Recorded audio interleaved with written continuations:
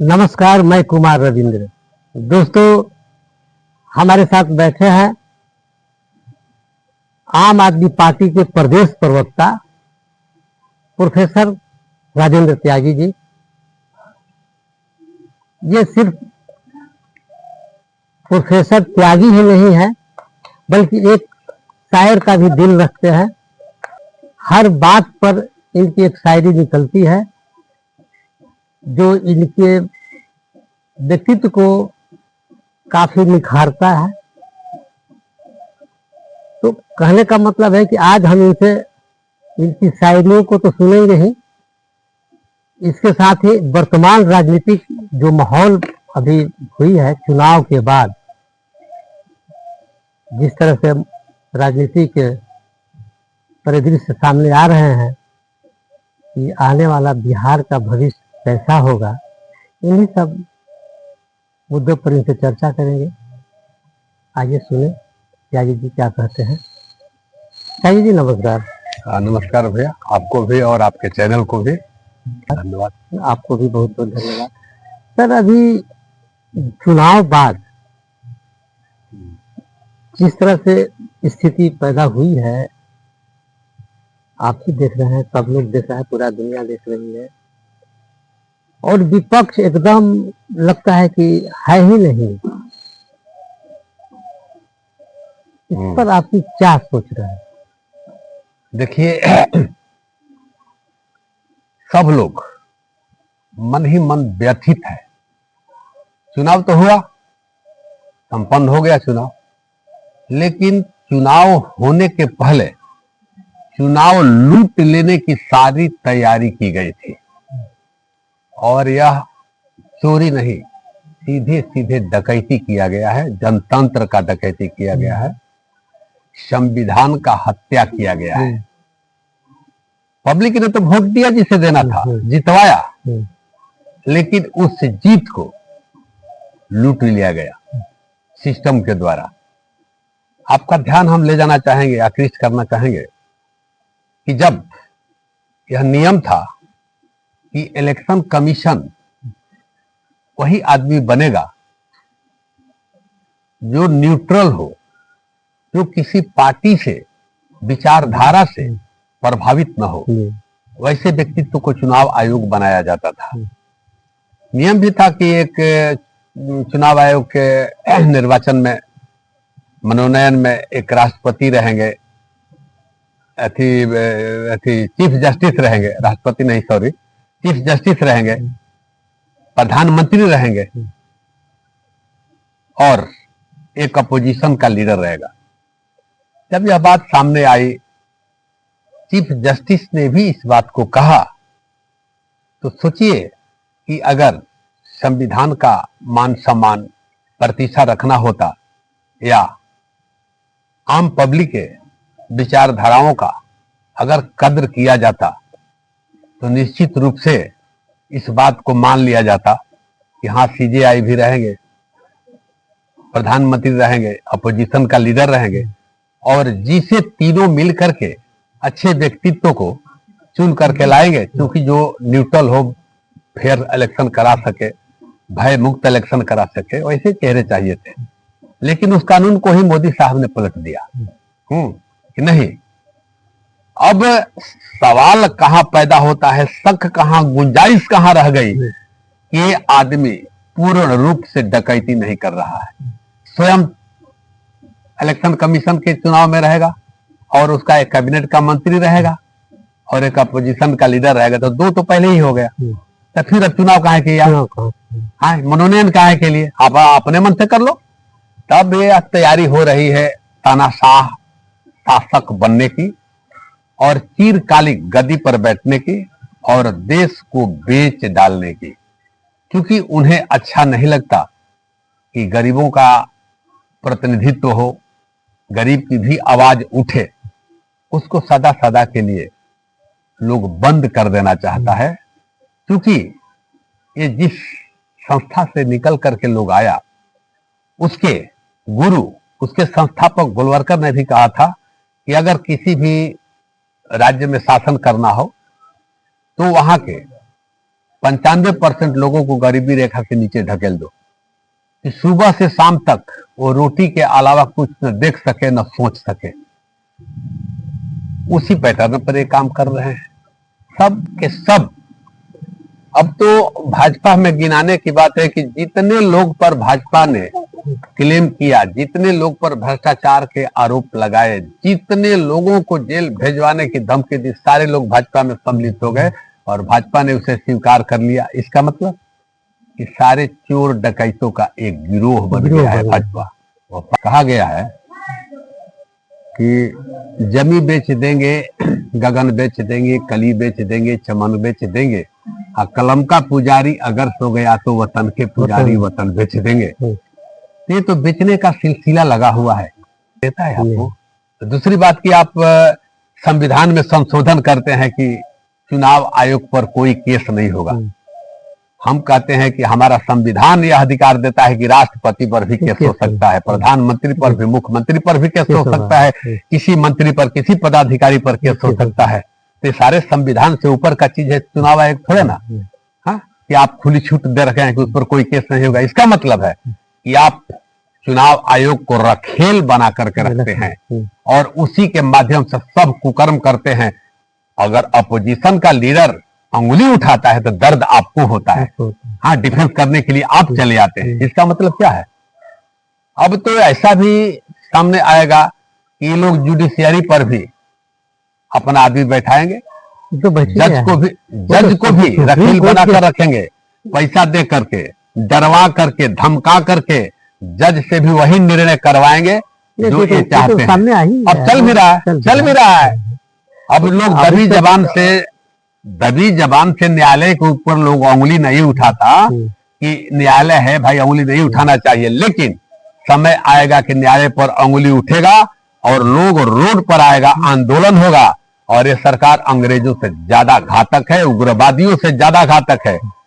अगर हमें डर है सरहद पर कि पाकिस्तान से जैसे मोहम्मद आ जाएगा, हिजबुल मुजाहिदीन आ जाएगा, हैं, अंग्रेज आ जाएगा, विदेशी आक्रांता आ जाएगा, इन सारे लोगों से ज्यादा घातक आरएसएस और भाजपा है अपने देश के लोगों के लिए, गरीबों के लिए, शासित, शोषित और दलितों के लिए सबसे घातक है। लेकिन देखें कब लोग यहाँ के समझते हैं।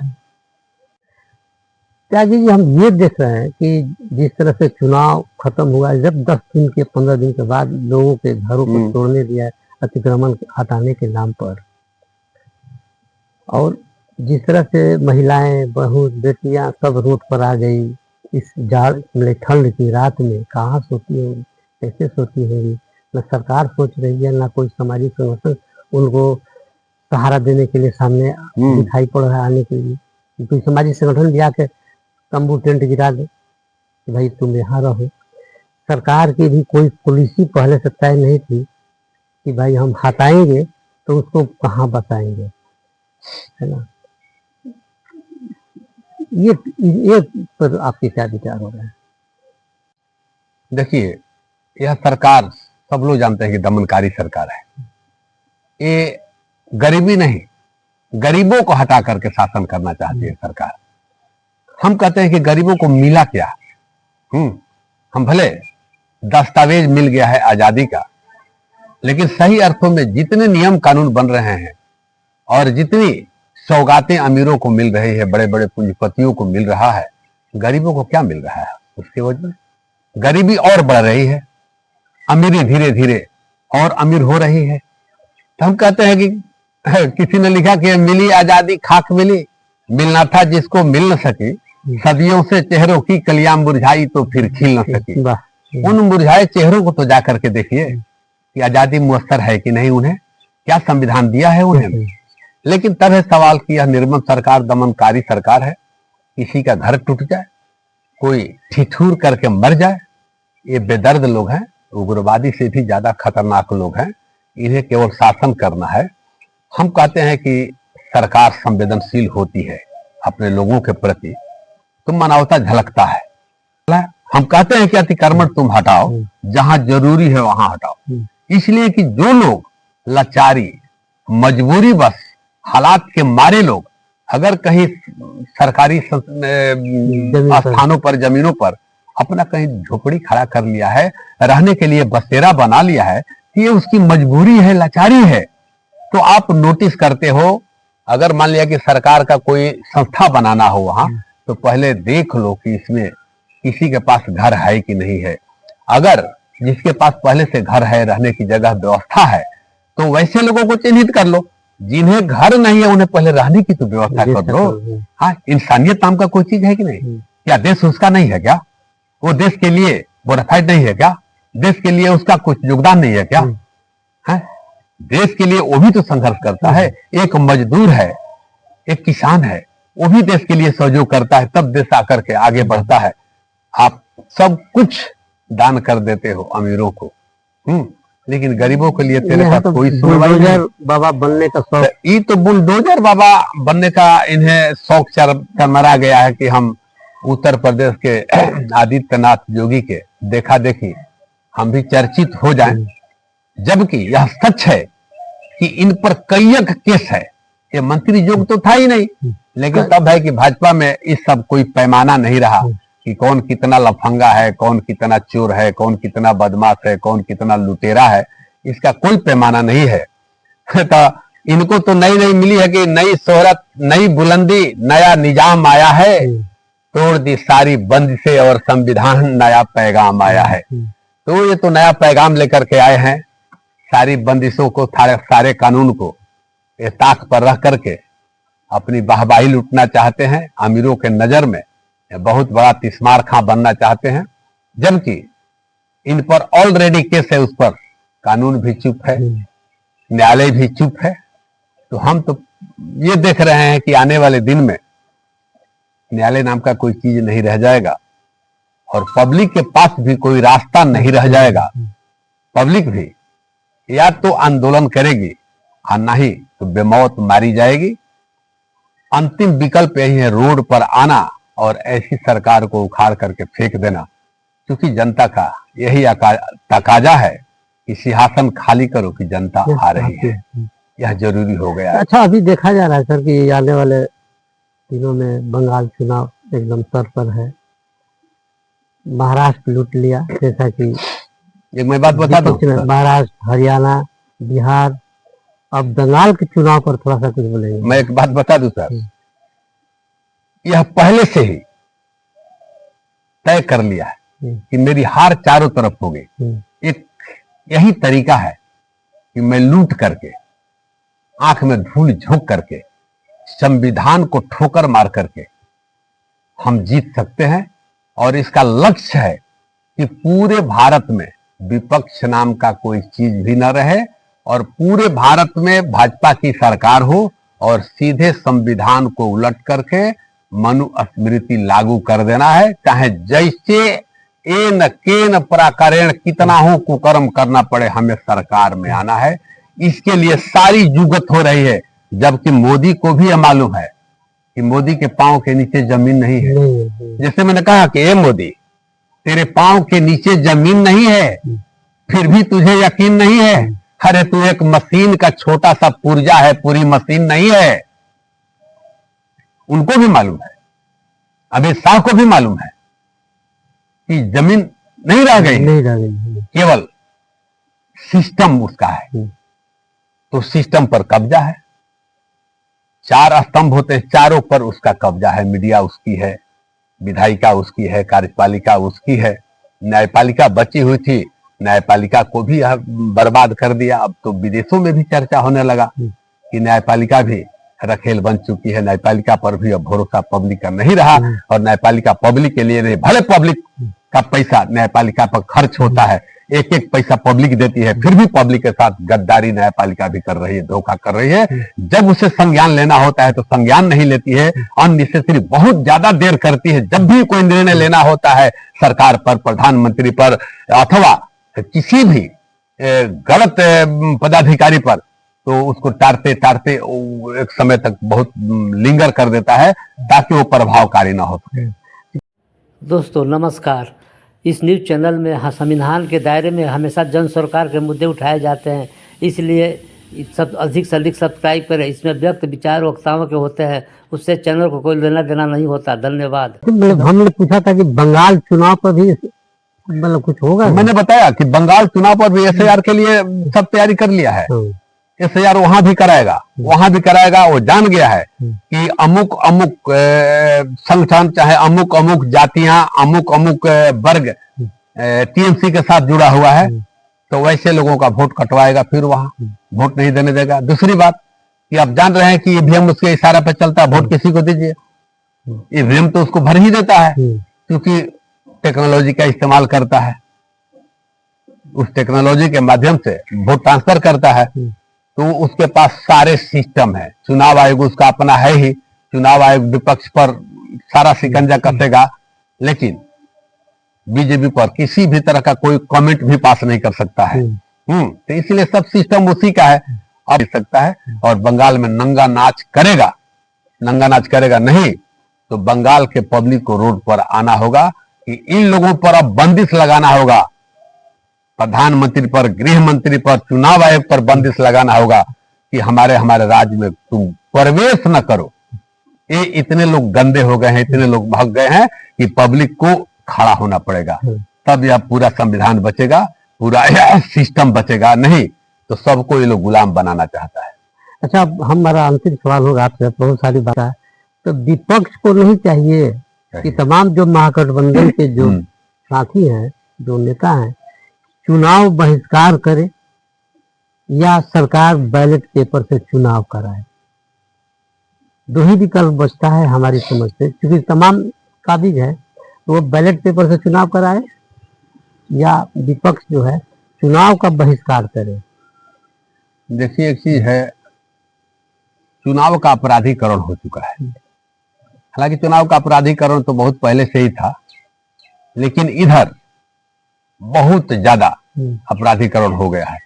आप विपक्ष की बात करते हैं, यह जो निर्लज सरकार है, आपने देखा ना महाराष्ट्र में हारा हुआ इलेक्शन वहां जीत गया। अभी मेथी में सब सामने आया, आपको हरियाणा में पकड़ा भी गया, उसके बाद भी निर्लजता है। सरकार कुछ नहीं बोलती है, प्रधानमंत्री, गृह मंत्री कुछ नहीं बोलता है, और कोर्ट भी कुछ नहीं करता है, अब सजाए भी किसी को नहीं हो पाता है। तब सवाल यह है कि पब्लिक को तो रोड पर आना ही होगा। अब यहां तक जो विपक्ष की बातें कर रहे हैं, अभी मुखर होकर के केवल राहुल गांधी बोल रहा है, चिल्ला रहा है। राहुल गांधी विपक्ष का एक नया चेहरा है, जो हमेशा इसके विरोध में आवाज उठाता है और पब्लिक को अवेयर करता है कि आप उठो, आप आंदोलित हो। नहीं तो वो जानता है, हम खुद महसूस कर रहे हैं कि देश में एक आदमी भी कभी बताइए कि अच्छा सलाह दे पाता है क्या मोदी जी को? किसी से सलाह मांगता है लोग क्या? इन लोगों के सामने डर से कोई बोलता नहीं है। तो आज तो यह हो गया कि देश की संसद सज गई है चोरों से, बेईमानों से, लूटपाट का खेल खेलते जनता के अरमानों से। कैसी ये सरकार तुम्हारी, कैसी चौकीदारी है, नाक तले लुट गया खजाना, कैसी पहरेदारी है। तब है सवाल कि चोरों की जमात हो गई है। और मीडिया में रोड पर आना एकदम जरूरी है। विपक्ष जब तक रोड पर नहीं आएगा, हम कहते हैं विपक्ष में भी राजनीतिक लाभ लोग उठाया है, देश को लूटा है, इसलिए वो चेहरा जल्दी नहीं आता है। अंदर से डर है, भय है कि हमें फंसा दिया जाएगा, ईडी भेज दिया जाएगा, CBI भेज दिया जाएगा, हमको अननेसेसरी केसों में उलझा दिया जाएगा। इस डर से लोग भगत सिंह बनना पसंद नहीं करता। पब्लिक को आना होगा, पब्लिक को अपने बीच से लोगों को भेजना होगा, इसलिए कि इस कुकर्म के विरोध में लोगों को बगावती तेवर उठाना होगा। तभी जाके, और जब तक पब्लिक बगावती तेवर नहीं उठाएगा, क्योंकि विपक्ष में जान नहीं है, अकेले राहुल गांधी चिल्ला रहे हैं, अखिलेश यादव कुछ बोल रहे हैं, बाकी विपक्ष लगता है कि मरा हुआ हो गया है, लास्ट टाइप का हो गया है। हम कहते हैं कि ईवीएम में इलेक्शन होता है, तुम साफ बहिष्कार कर दो, इलेक्शन का बहिष्कार कर दो, हम नहीं लड़ेंगे। ईवीएम से चुनाव होगा, हम नहीं लड़ेंगे। हाँ, बैलेट पेपर से चुनाव करो। और दूसरी बात कि जब इस तरह से गणेश कुमार का पदस्थापन हुआ चुनाव मुख्य चुनाव आयोग के रूप में, आप क्यों नहीं बहिष्कार किए? क्यों नहीं धरना पर बैठ गए? क्यों नहीं सुप्रीम कोर्ट को घेर लिया? ये गलत हो रहा है। मोदी जी रहेंगे, कैबिनेट के मंत्री रहेगा तो हमेशा पड़ा भारी रहेगा, हमेशा बेईमान को बैठाएगा, इसलिए कि बेईमान को बैठाएगा, इसलिए उसको बेईमानी करवाना है, तो हम क्यों उसको मानेंगे? नहीं। तब ये तो लड़ने की बात है। आई लोग लड़ना अगर पसंद नहीं करता, अगर लड़ना पसंद नहीं करेगा तो फिर हथियार डाल दे, देश गुलाम हो जाएगा। और फिर वही हाल होगा जो आज से 2000 वर्ष पहले होता था, गरीबों के साथ, दलितों के साथ वही होगा, वही नजारा फिर सामने आएगा। ठीक है, तो आंदोलन करना ही होगा। बहुत बहुत धन्यवाद त्यागी जी, आपने बहुत अच्छे विचार देखे। दोस्तों, आपको त्यागी जी के विचार कैसे लगे? अगर आपको अच्छे लगे तो कृपया लाइक, शेयर, कमेंट और सब्सक्राइब के माध्यम से हमें सूचित करेंगे। बहुत बहुत धन्यवाद।